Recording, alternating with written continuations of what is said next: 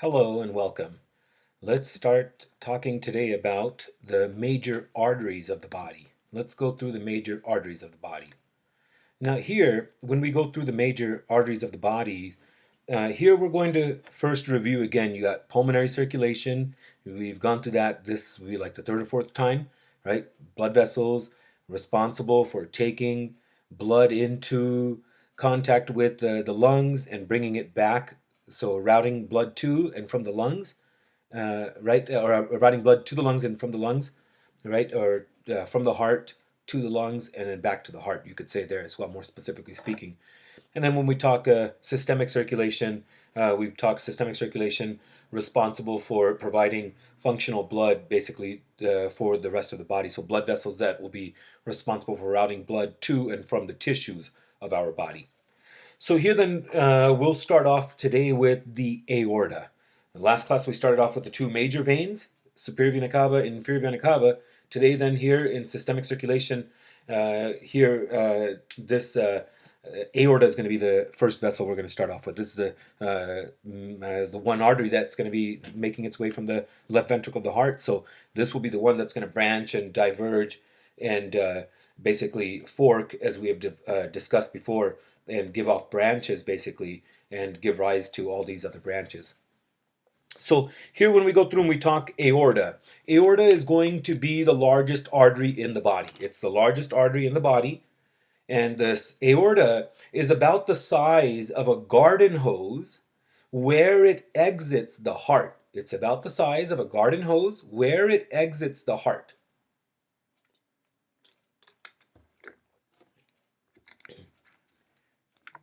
It's about the size of a garden hose where it exits the heart. The internal diameter is about 2.5 centimeters. Has an internal diameter of about 2.5 centimeters. And the wall is about 2 millimeters thick. And the wall is about 2 millimeters thick. Next then we have this aorta. Here you can appreciate then again from a simple schematic all the various components of basically that aorta. So here we're going to see, just like we saw with the large intestine, this aorta is going to have different divisions to it. We're going to see here, we're going to have first the ascending aorta, then we have the transverse or the aortic arch, and then we're going to have the descending. And the descending is going to be quite long. The descending then gets further subdivided into a thoracic and an abdominal, depending again on where we're at. And we have learned about the landmark, the boundary that we have that separates the two cavities, I believe in chapter 1 as well, when we went through the different cavities and so forth. So here now when we go through and we talk about this aorta, the first division here I'd like you to know about is going to be the ascending aorta. Now from this view here you can appreciate that as well, however not in as great detail. Same thing here. Same thing here in better detail. So ascending aorta. Now I told you about the first branches. So you've got them there, okay? Now you're going to be wanting to run to, say, brachiocephalic trunk. You got to remember here first, and then you've got basically this next branch. And if we talk about the aortic arch, what's the first branch of the aortic arch? Then you say brachiocephalic trunk. This has nothing to do with the arch. So you have to read how the question is asked. That's the biggest thing. We rush reading through the question. You have to pay attention to the question. So when we talk ascending is the first portion. The ascending runs posteriorly and to the right of the pulmonary trunk. It persists for about 5 centimeters before it curves to the left and becomes the aortic arch.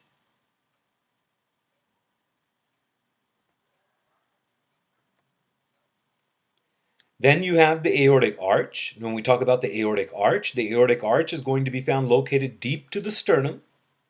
It's located deep to the sternum. And the aortic arch will begin and it will end at the sternal angle. It will begin and it will end at the sternal angle at about T4. What does that mean? Here, let's draw that out. Here, right, if you recall, we had the manubrium coming into contact with the body, and then you had the xiphoid process on the bottom. Okay, so here you had that basically sternal angle. Okay, so here, I mean, it's not as pronounced. It's probably more like this. I went a little too much. No. Let's start here first. Probably like that. Okay, so more like that. No, more accentuated to give you the example of the angle there. So here now, if we were to look at this from the front, then what we have there is you're going to have the manubrium,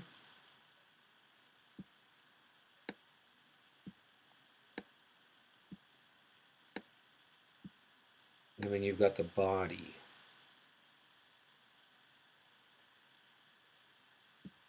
Right, and then here we've got that xiphoid process.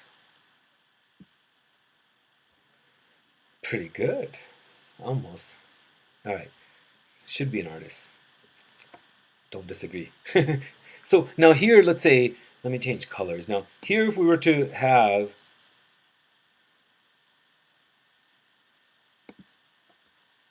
okay, now I'm going to depict the aorta. I should have done it opposite colors, but I should have done the aorta in red, so it's the blood vessel. But nonetheless, here's the heart. We're going to say,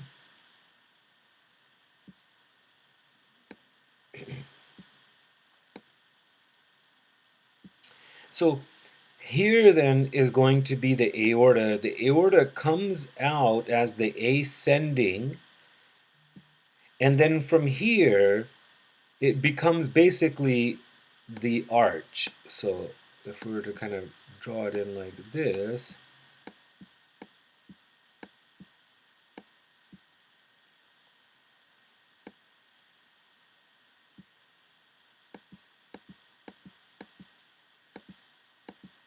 so this arch part of it, before it becomes the descending, okay, is going to, you can see, it begins and it ends all at the level of this sternal angle. Okay, so everything below it would be either, if it's behind the descending, if it's in front here, you see obviously the ascending. So that's what we have here. So if we were to talk here, let's say like, like right in here is where that arch kind of begins and then it ends. So this would be like, if we were to draw in the manubrium and then everything else, this is where that would be. Next in here, let's go through and let's talk then this aortic arch. It's got 3 branches. So when we go through and we talk about the aortic arch now we can appreciate has 3 branches. Those 3 branches include, number 1, the brachiocephalic trunk. The brachiocephalic trunk, you can see. Number 2, the left common carotid artery. And 3, we can see here the left subclavian artery. So the first branch we have is the brachiocephalic trunk, not to be confused with the brachiocephalic veins, which form the superior vena cava. So the brachiocephalic trunk, now you can see, is the first branch off of the aortic arch. This brachiocephalic trunk, it passes superiorly under the right sternoclavicular joint, and it branches. When it branches, it gives off these 2 branches. Those 2 branches include the right common carotid artery and the right subclavian artery. On the left side, they are their own branches off the aortic arch. So we don't have that happening here on the right side. Now the right common carotid artery is going to supply the right side of the head and the neck. It branches as well, and when it branches, it will give rise to the external and the internal carotid arteries. And then other branches we'll see as well. The 2 major branches it'll give. The right subclavian artery we can appreciate here. The right subclavian is going to supply the neck and the right upper limb. It will supply the neck and the right upper limb. Now, when it gives off branches, it'll give off a couple of major branches first, and those branches we'll see the external and the internal branches. So, oh, I'm sorry. When we talk right subclavian artery,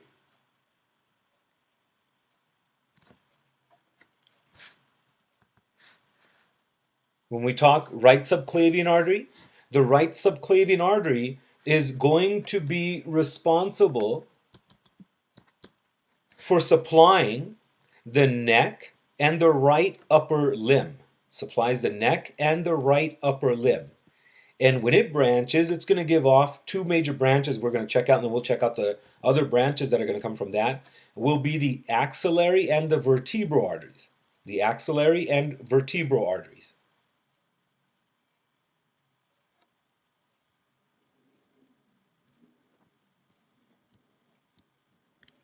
Next, then we have the left common carotid artery.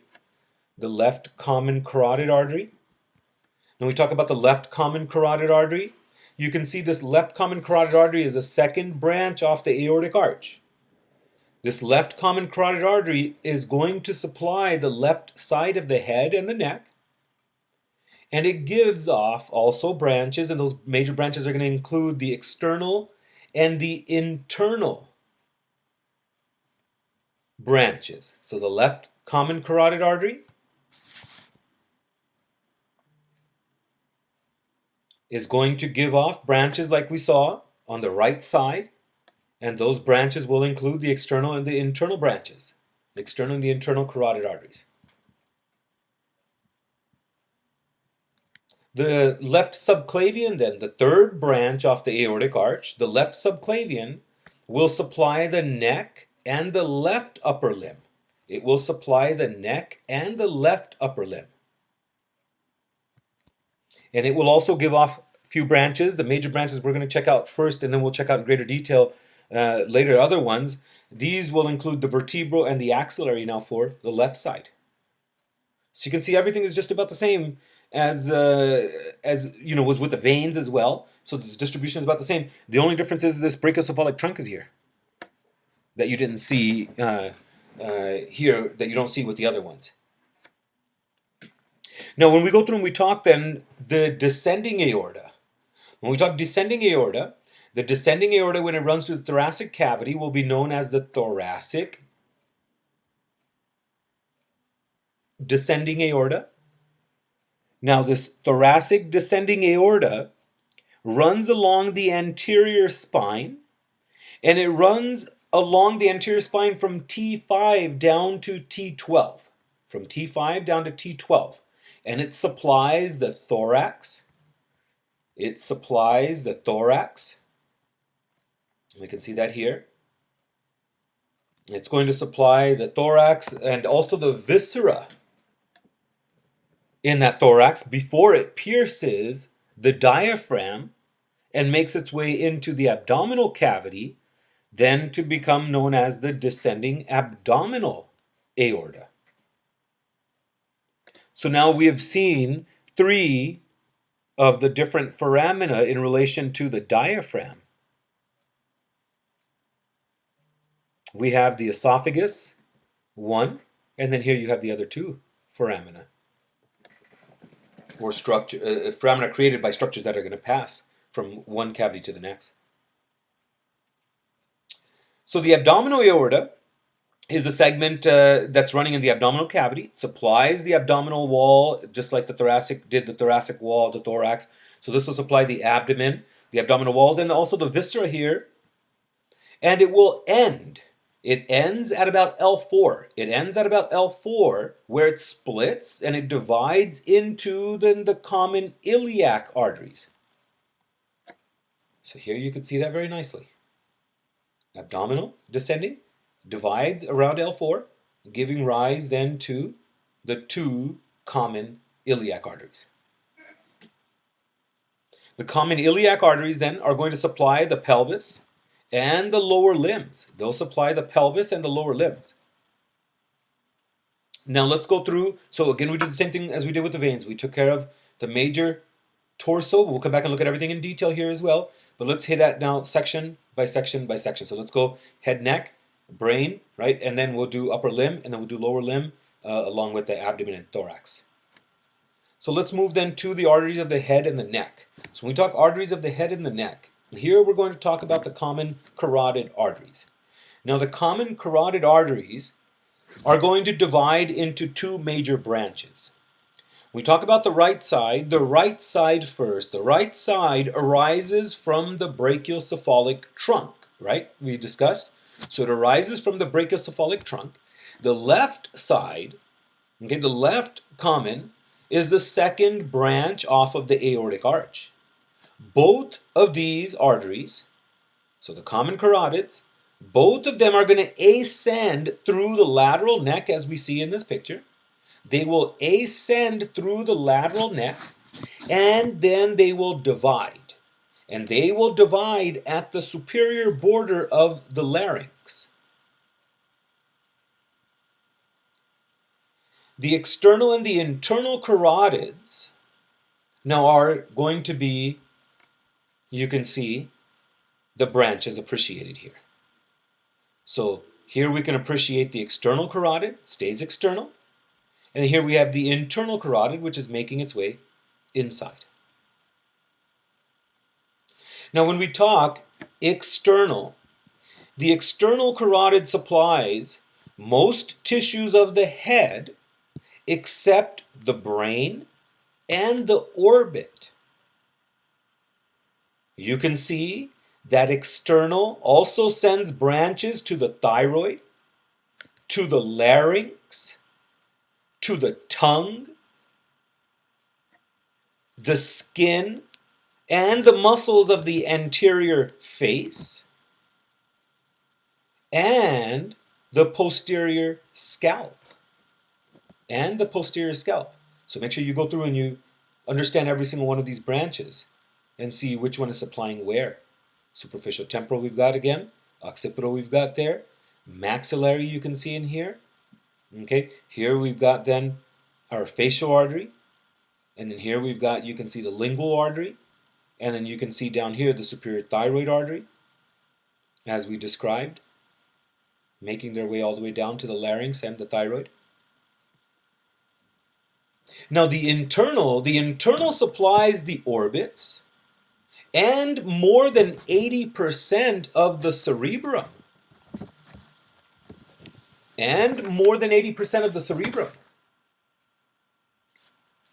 Now the internals, as we can see here, what they do is they assume a deep course.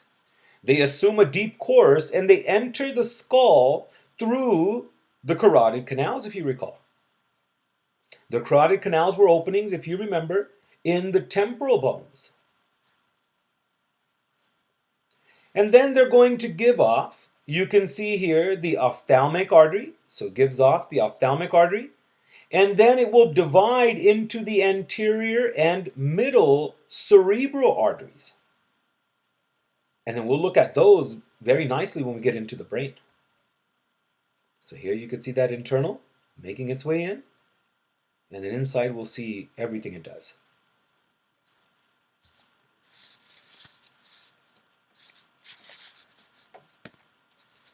Now, so when we go through and we talk then, we can see again, they're going to make their way through our temporal bones, right? Specifically speaking, the carotid canals, giving off the ophthalmic artery, and then dividing into the anterior and middle cerebral arteries. And let's see here, let's just take a peek. Here, anterior cerebral, and then here, middle. We can see basically our middle basically making its way all the way through and going all the way through the sides. Here you really can't appreciate it in this side, but making its way right underneath here. And if we were to recall the lobe, we've got that temporal lobe. So making its way right underneath that temporal lobe. Well, here it's not underneath it, but it's above the temporal lobe. And then you can see we've cut the brain on this side, so you can appreciate its pathway all the way through. So anterior, and then here you can see middle.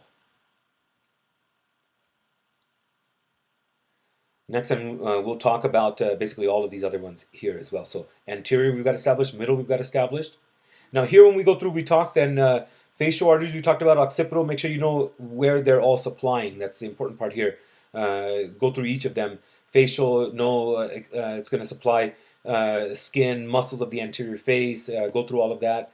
And then same thing with occipital, superficial temporal, and all these other arteries that we've hit at basically here. And then let's move to the arteries of the brain then. Let's check out these arteries of the brain. So when we talk arteries of the brain, these we've got here first vertebral arteries. Right, we talked vertebral arteries. Vertebral arteries, they're going to spring from the subclavian arteries. So here, if you look at the subclavians, here, just like we saw with the veins, we have now arteries. I told you got to know the name of the structure here that they're passing through. Okay, so here, when we go through in class, I'd be able to ask you right then and there. Usually you guys don't remember. That's why I'm telling you guys that. Most of you guys don't remember. I'll get maybe one student, a couple of students maybe that'll remember the transverse foramina. And, because this is, towards the end, and we did that with bones towards the beginning of the semester. So transverse foramina, and the transverse foramina are only found in that cervical region because they're going to accommodate these blood vessels, as we mentioned. And I told you make sure you pay attention to them back then for them now. So that's what you're seeing here again. Now, when we go through and we talk, then vertebral arteries. So the vertebral arteries you can see are going to spring from the subclavian at the root of the neck. And they're going to ascend through the foramina and the transverse processes. So the transverse foramina through the transverse processes of the cervical vertebrae. And they're going to enter the skull through the foramen magnum. They will enter the skull through the foramen magnum. They send branches to the vertebra and the cervical spinal cord. And also, some branches are going to make their way to the deep structures of the neck. Now, within the cranium, we'll see the right and the left are going to come together. The right and the left come together, and when they come together, they're going to give rise to the basilar artery.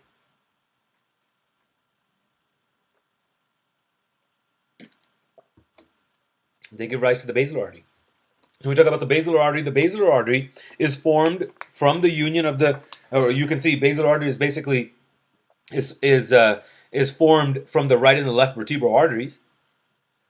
It's found ascending along the anterior aspect of the brainstem, giving off branches to the cerebellum, to the pons, and the inner ear. Then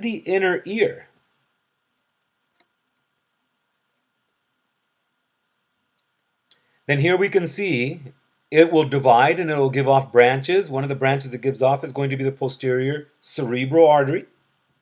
When we talk posterior cerebral artery, it's a division of the basilar arteries. Division of the basilar artery. It's a division at the pons midbrain border. At the pons midbrain border.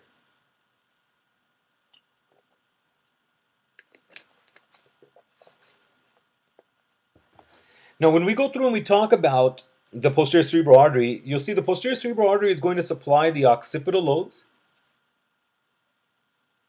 It supplies the occipital lobes and the inferior parts of the temporal lobes. And you can see here very nicely the inferior parts of the temporal lobes.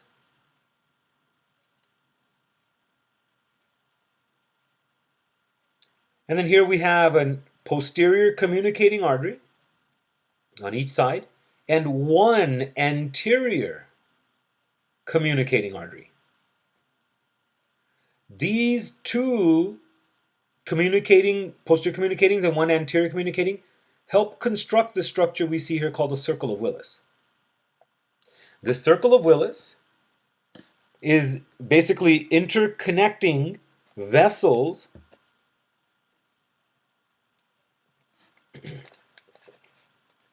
that are going to encircle the pituitary gland and the optic chiasma. What the circle of Willis does is the circle of Willis is going to help unite the brain's anterior and posterior blood supplies. Also, what it does, it equalizes pressure.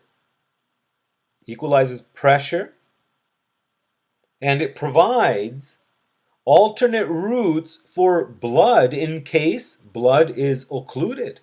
For example, let's say blood gets occluded right inside of here.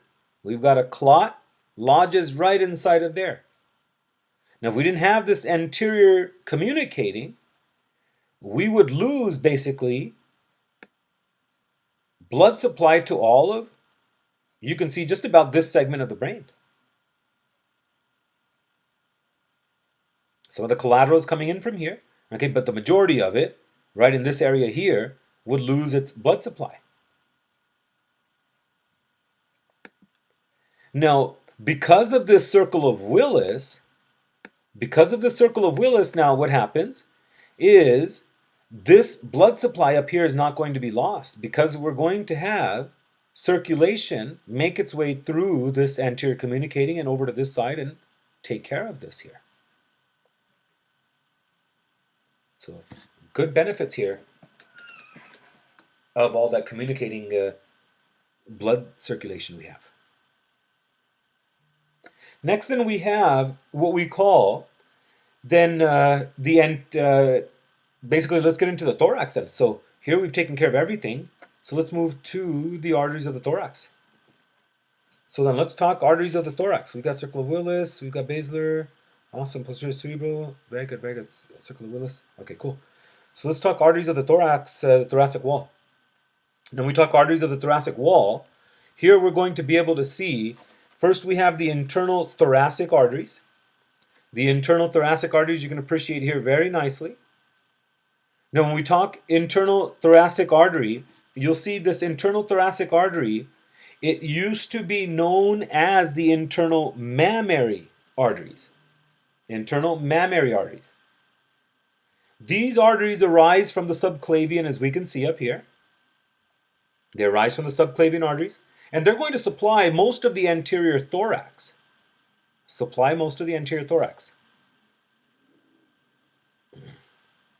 They can also be used in surgical procedures as well, sometimes.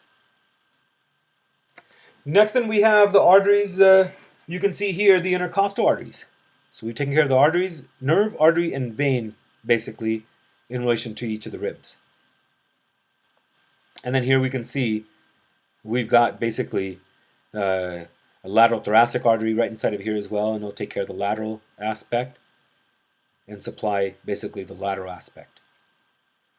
Next in here we can move down to the arteries of the upper limbs. Now when we talk about the arteries in relation to the upper limbs, here we have first the axillary arteries. Now the axillary arteries are going to run through the axilla. They run through the axilla, so the subclavian, and then the subclavian we can see is going to make its way through the axilla. So when it passes that first rib, it becomes the axillary. So the axillary runs to the axilla, and then it's going to give off branches to the axilla. It gives off branches to the chest wall. We can see all that happening here. Okay, that's where this lateral came from. So it's giving off branches to, you can see, the chest wall, and also to the shoulder girdle. So muscles, you should be familiar with which muscles here are going to be receiving blood from which arteries. Now, when we talk this axillary artery continuing through, you can see it continues through, and it's going to make its way into the upper limb as the brachial artery. Now, when we talk brachial artery, the brachial artery, you can see, is going to run down the medial aspect of the humerus. It supplies the anterior flexor muscles of the arm. And it splits. It splits to form the radial and the ulnar arteries. You can see here very nicely. It splits at the anterior elbow region to give rise to the radial and the ulnar arteries. When we talk radial and the ulnar arteries now, radial artery is going to supply the lateral muscles of the forearm, the wrist. So if I mentioned, if I mentioned this muscle here, you should be able to understand that because that's something we've already covered there as well. Now, when we talk, lateral muscle of the forearm, the wrist, the thumb, and the index finger, Now, when we talk ulnar artery, the ulnar artery is going to supply, you can see the medial aspect of the forearm,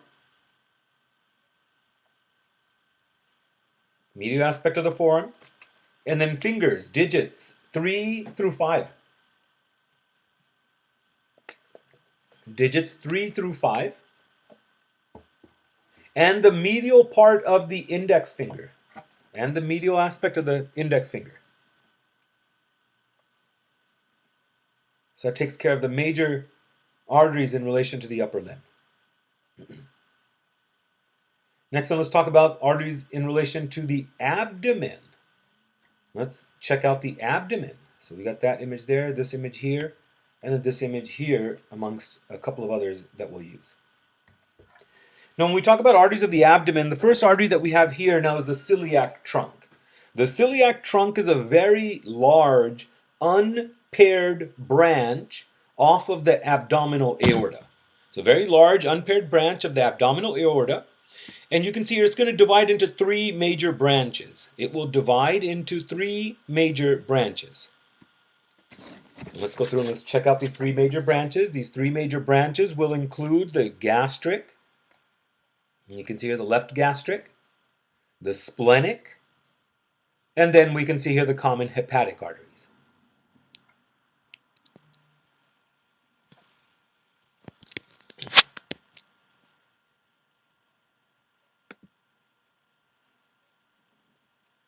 Okay. So we've got our 3 branches there. The common hepatic is going to give off branches. It gives branches, and we'll see, to the stomach, to the duodenum, and to the pancreas. So here you can see that common hepatic making its way down and dividing. And when it divides now, it divides and it gives off the hepatic artery proper, which is a part of the triad, the hepatic portal triad that we've talked about. Okay, so it's going to, and then we saw the hepatic portal circulation in the chapter with veins, right? And then we had so you had basically the triad with the bile duct. We saw there with digestive, and then here you can see in relation to the gallbladder. So you've got the nerve. I keep saying the bile duct, the artery, and then the vein, the triad around each of the basically sinusoids. No, not around each of the sinusoids, but around each of the sesame seed-sized hexagonal structures, basically, in relation to the liver. Now here, when we go through and we talk about then the next branch here, you can see from the common hepatic, we've got the hepatic artery proper taken care of, supplying to the liver. Now here you can see a couple of other branches. Now here you've got the right gastric artery, which will be responsible for supplying the right lesser curvature. And then here you can see the left gastric will supply the left lesser curvature. And then the two basically are going to meet one another here as well.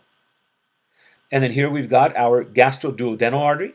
And you can see the gastroduodenal artery is going to now provide circulation basically to all of these regions you can see right inside of here very nicely. And here we can see it's going to give off a branch known as the gastroepiploic. This gastroepiploic now is going to take care of the greater curvature. Now the gastroepiploic, you can see we have right gastroepiploic and we have left gastroepiploic. You can see basically taking care of the left greater curvature versus the right greater curvature. Next in here we have the splenic artery. The splenic artery, you can see then, is going to make its way down, and the splenic artery is going to run deep to the stomach, and it sends branches to the pancreas and the greater curvature, and you can see it terminates at the spleen, and And then here, the gastroepiploic, you can see the right gastroepiploic is going to make its way up and come into contact with, and you can see here, the gastroduodenal. So the right gastric we've taken care of there, supplies a lesser curvature, and it may arise from the common hepatic or hepatic proper. Next then is the superior mesenteric artery. Now here we can appreciate the superior mesenteric artery right underneath here. The superior mesenteric artery is a large unpaired branch off the abdominal aorta at L1 below the celiac trunk, as we can see. Sometimes what happens is this artery comes in at a very sharp angle and it can cause an obstruction in the intestine. And obstructions can happen from either somebody not being able to pass the material that's inside, or you can see here physically from the outside it being strangulated. So superior mesenteric artery, not superior mesenteric. Now the superior mesenteric artery is going to be found below the celiac trunk. It supplies the pancreas, the small intestine, and most of the large intestine. Which parts? You can see here. We have the celiac trunk. Here we have the superior mesenteric artery.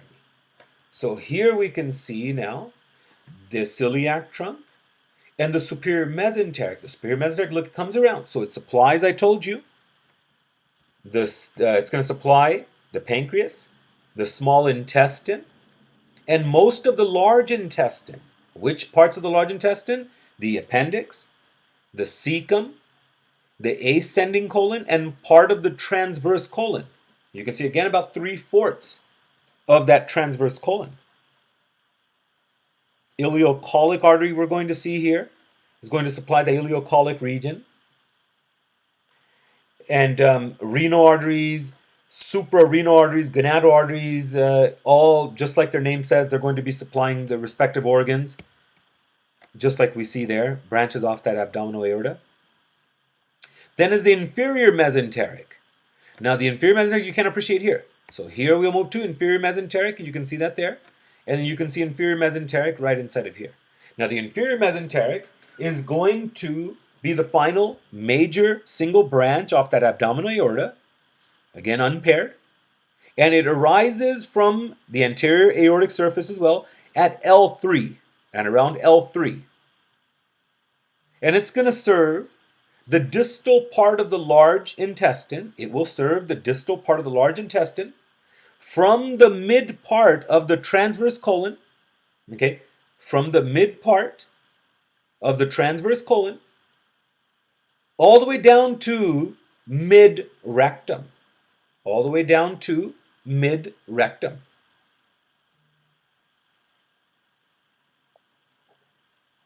Next, then we have arteries of the pelvis. Now, when we talk about arteries in relation to the pelvis, here we can appreciate the external and the internal iliac arteries. Now, internals are going to be found as paired arteries, so right side and the left side, and they're going to run into the pelvis. And they're going to supply the pelvic wall and the viscera. They will supply the pelvic wall and the viscera. And we talk viscera, you've got inside of there the bladder, you've got the rectum, you've got the uterus if you're talking female, you've got the vagina there, if you're talking male, prostate, and ductus deferens. It's going to serve the gluteal muscles, the adductor muscles, the external genitalia, and the perineum. Now, when we talk external is going to supply the lower limbs, and it gives branches to the anterior abdominal wall before it becomes the femoral arteries. So when we move down then to the lower limb, here we can check out the arteries of the lower limb, and here we can see now we've got the femoral arteries, and the popliteal arteries. Now the femoral artery, you can see, is going to supply now the basically the thigh, and it makes its way down to the posterior aspect of the knee, where then it becomes the popliteal artery. So here you can see back here the popliteal artery. You can see that artery very nicely right inside of there as well. This popliteal artery supplies the knee region, and it splits into the anterior and posterior tibial arteries. The femoral gives several branches to the thigh, and it becomes the popliteal artery, as we can see right inside of there. It passes through the adductor hiatus, and then it becomes the popliteal. So that's a landmark there. Now the anterior tibial. The anterior tibial artery is going to run into the anterior compartment of the leg, and it will supply the extensor muscles along the way. At the ankle, it becomes the dorsalis pedis artery. At the ankle, it will become the dorsalis pedis artery. So here you can see that. Anterior tibial making its way down. And then here you can see coming down as the dorsalis pedis. Now when we talk fibular artery, the fibular artery is going to be known as the peroneal artery. Branch of the posterior tibial, supplies the lateral fibularis muscles of the leg. The posterior tibial, it courses through the posterior medial part of the leg, and it supplies the flexor muscles of the leg, you see there. Now, like we said, blood is going to be moving through our arteries thanks to this pulsatile flow. This pulsatile flow then can be felt. So here are some arterial pressure points that you'll be responsible for palpating in your partners when you get to physiology. We do majority of them there. Femoral you do to yourself, and the apical impulse we do to ourselves as well. But these are very important. Here you have 9 palpable pulses. Right here you can see 1, 2, 3, 4, 5, 6, 7, 8, 9. Okay, very important you know those. Nursing program, I've heard they even tell you to mention them there as well. So some important stuff. I mean, you got to be able to palpate them, especially when it comes to checking circulation and checking the heart efficiency in your patients as well. See if it's beating with enough force to have that pulse there, and how strong is that pulse.